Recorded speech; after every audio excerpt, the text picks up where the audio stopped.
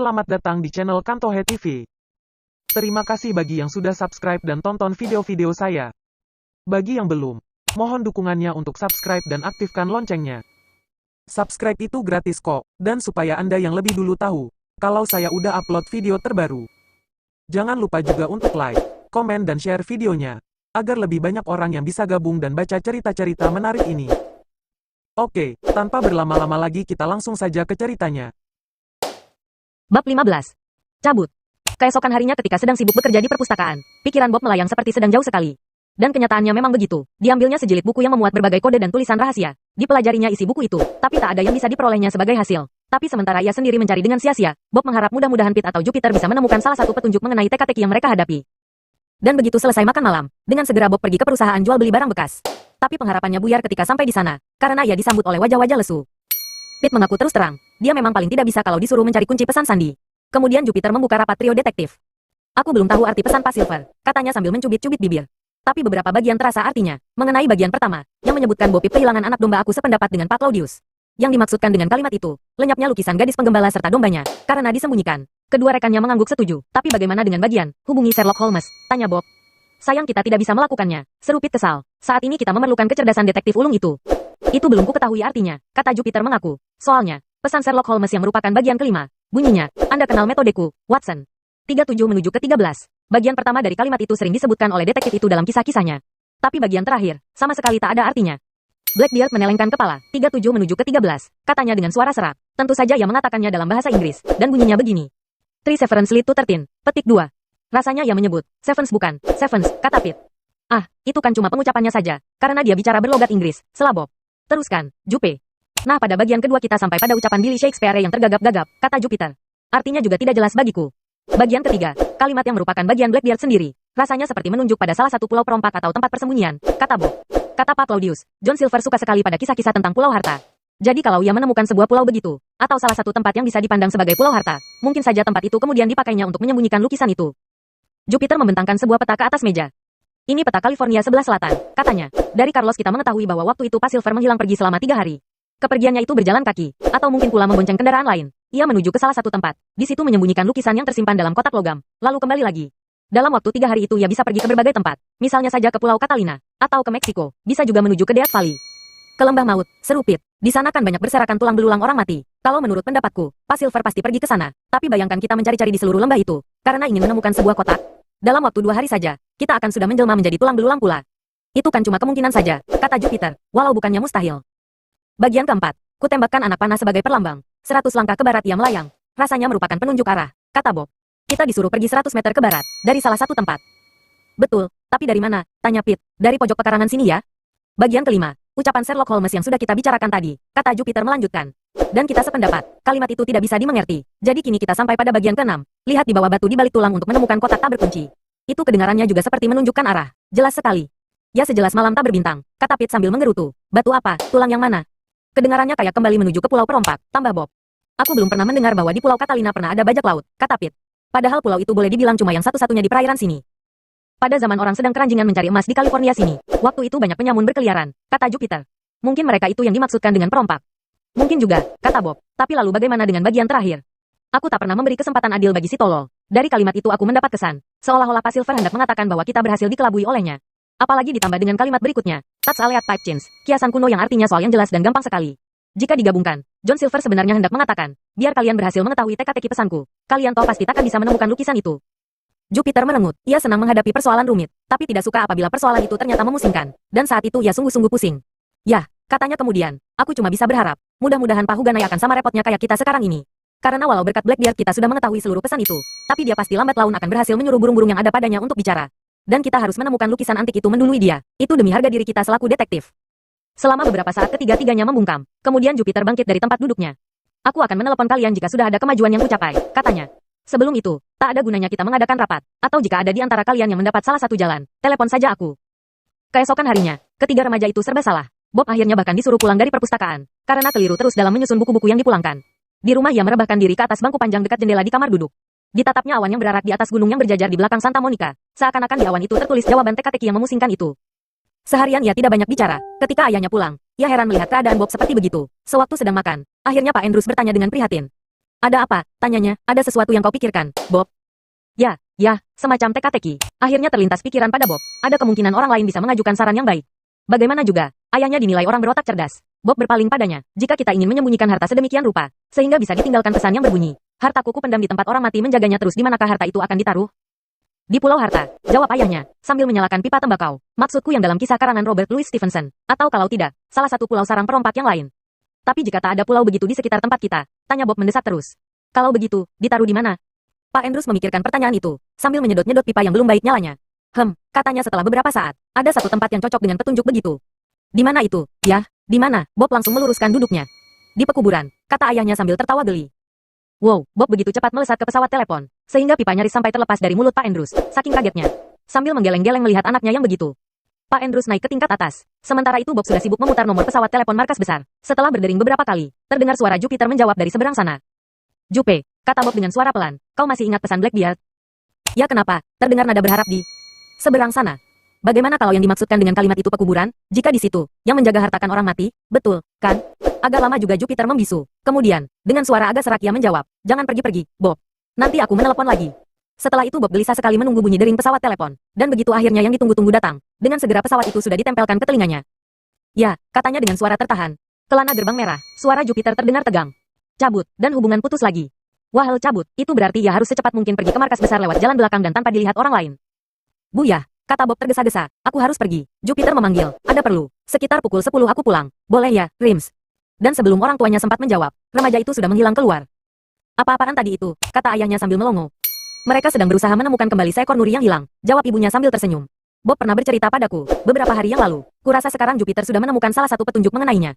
Burung nuri, Pak Andrews tertawa geli, lalu menghirup kopinya. Kedengarannya perkara yang tidak mengandung bahaya, tapi saat berikutnya ia kaget sendiri. Tapi apa hubungannya dengan pekuburan?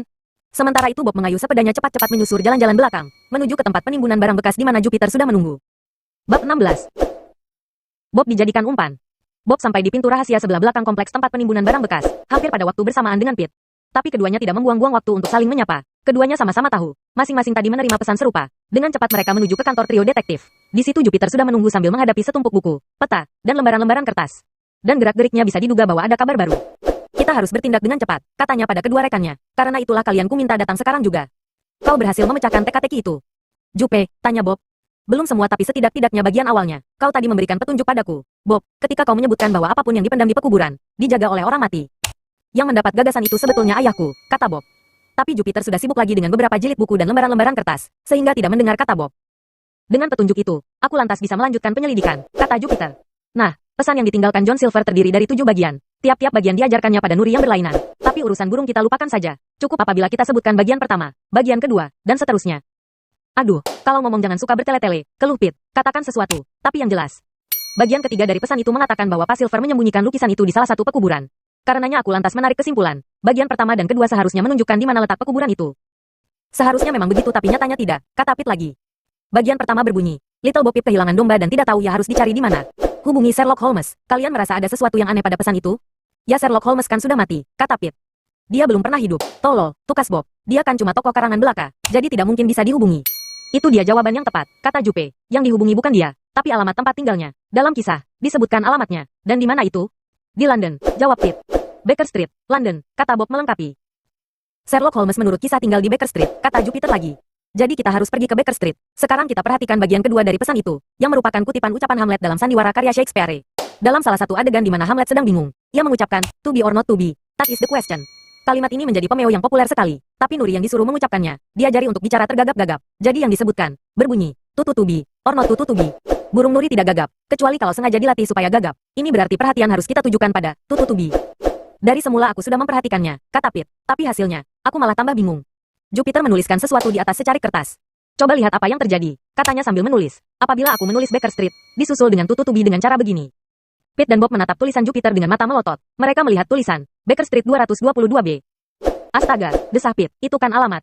Alamat pekuburan, tanya Bob, sambil berpikir. Betul juga, angka 2 memang ditulis tuh dalam bahasa Inggris. Tapi kalau menurut bunyinya, tulisannya, tuh, sedang huruf B kalau ditulis menurut bunyinya pula menjadi, B, logis. Sementara itu Jupiter sibuk mengaduk-aduk di sela tumpukan buku. Kemudian disodorkannya sebuah atlas tua dari daerah California Selatan. Segala macam buku kuperiksa di perpustakaan yang memuat bahan-bahan keterangan, katanya. Ternyata di daerah California Selatan terdapat beratus-ratus kota, di antaranya lebih dari satu yang ada Baker Street-nya. Tapi akhirnya ku ketahui bahwa di kota Merita Valley yang letaknya sebelah selatan kota Los Angeles, ada sebuah pekuburan tua yang letaknya di pojok jalan Baker Street dan Valley. Dan alamat yang tertera di gerbang yang menuju ke bangunan yang dulunya tempat perawat pekuburan itu, Baker Street 222B. Hui, seru Pete, dari mana kau mengetahuinya, Jupe? Dari buku-buku ini, jawab Jupiter sambil menaruh tangannya di atas tumpukan buku. Serta buku telepon, aku bahkan menemukan satu brosur yang isinya mengenai pekuburan itu. Brosur itu diterbitkan untuk turis. Coba dengar apa yang dikatakan di dalamnya. Jupiter membacakan teks brosur itu. Pekuburan kuno di Merita Valley termasuk yang paling tua di California. Sekarang sudah tidak dipakai lagi, dan keadaannya agak terbengkalai. Ada rencana untuk memugarnya untuk dijadikan situs sejarah. Jupiter menutup brosur itu kembali. Merita Valley letaknya cuma sekitar 30 mil dari tempat di mana John Silver menumpang di rumah paman si Carlos, katanya. Dengan segala bukti ini, aku merasa yakin bahwa kita sudah berhasil menemukan tempat yang didatangi Pak Silver untuk menyembunyikan hartanya. Lalu bagaimana dengan pesan yang selebihnya? Tanya Bob, kau juga sudah berhasil memecahkannya?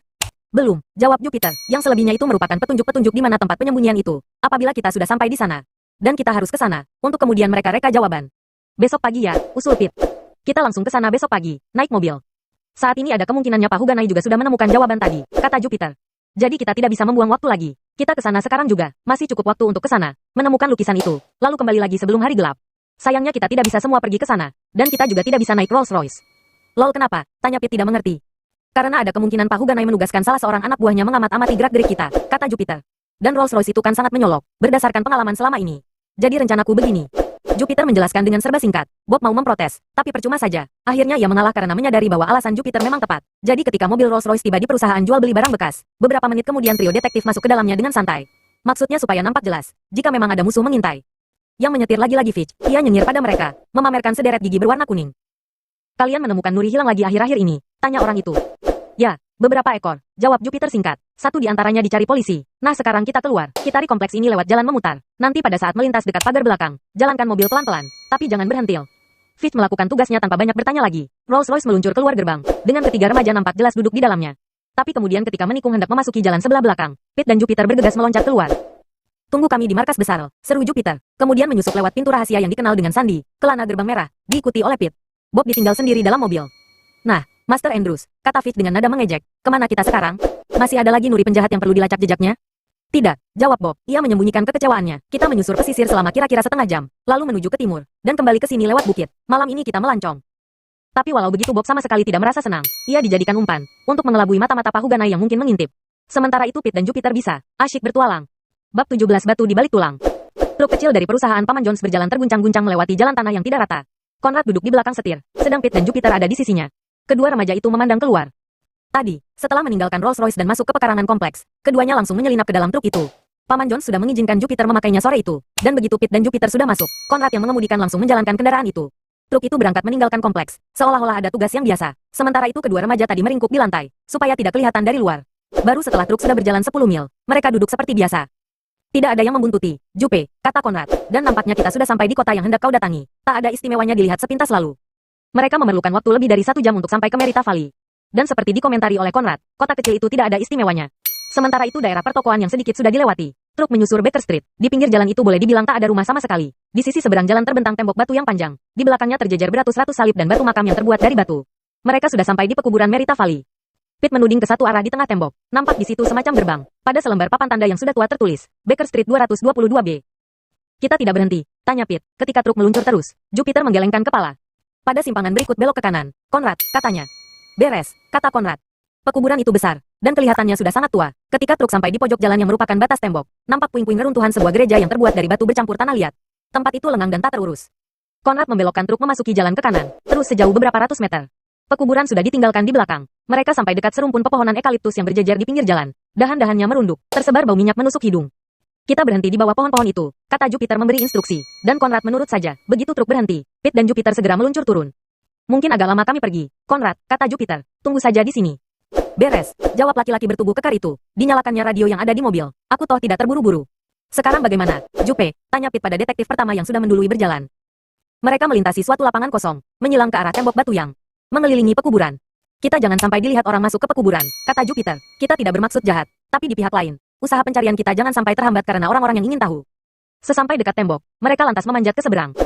Kalau aku sih tidak keberatan jika saat ini ada orang lain bersama kita, kata Pete. Sementara mereka mulai menyusur jalan sempit yang tak terawat. Di sisi kiri kanan banyak sekali terdapat batu makam besar dan kecil.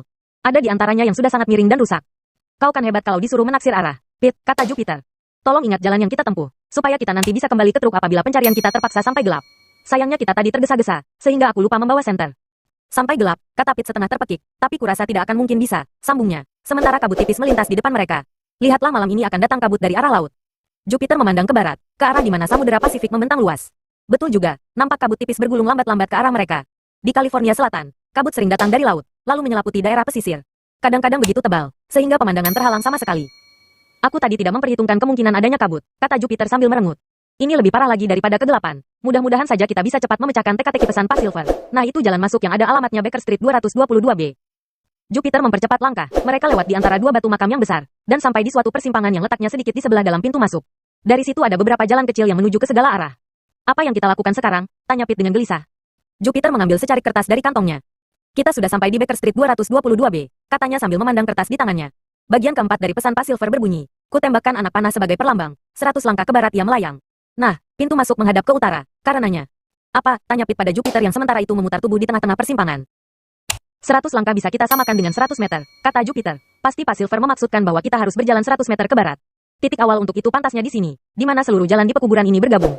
Jadi, dari sini kita melangkah sejauh 100 meter. Kau saja yang melakukannya, karena kakimu lebih panjang.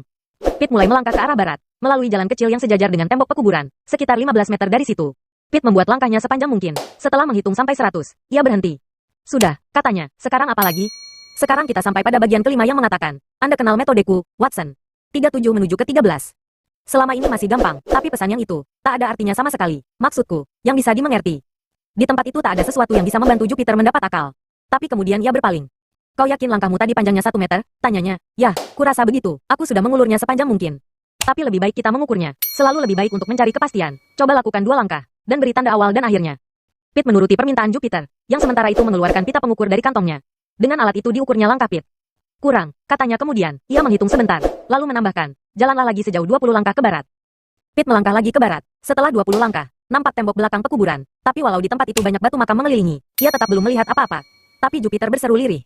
Lihatlah, katanya, sambil menuding ke arah 3 batu makam tua yang berjejer di depan mereka.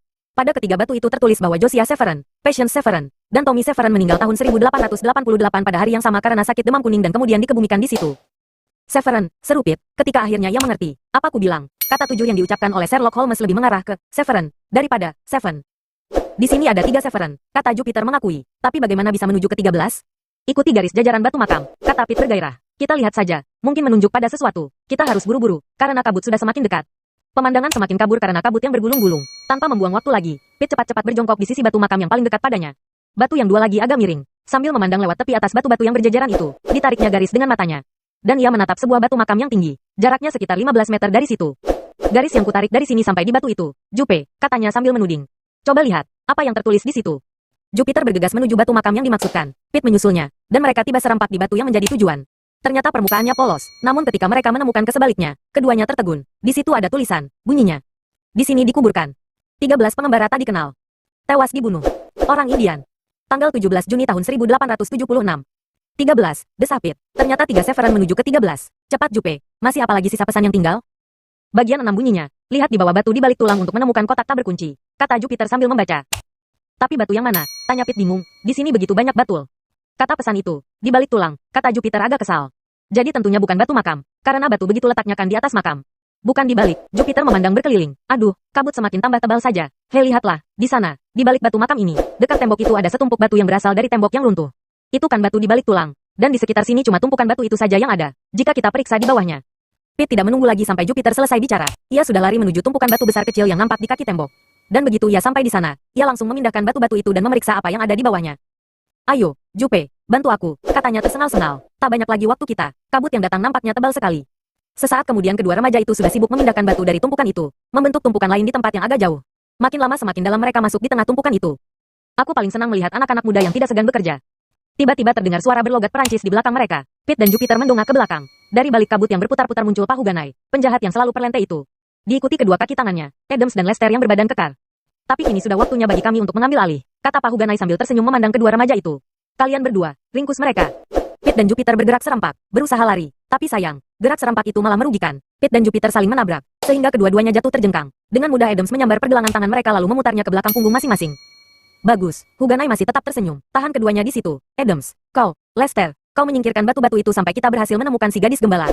Setelah perburuan kita berakhir nanti, kalian akan menerima upah yang kujanjikan sebagai imbalan. Laki-laki jelek bertubuh kekar itu bekerja dengan bersemangat. Batu-batu disingkirkannya dengan mudah sekali, seperti melempar kerikil saja. Sedang Pete dan Jupiter hanya bisa memandang tanpa daya. Mereka kecewa sekali, dan juga sangat marah.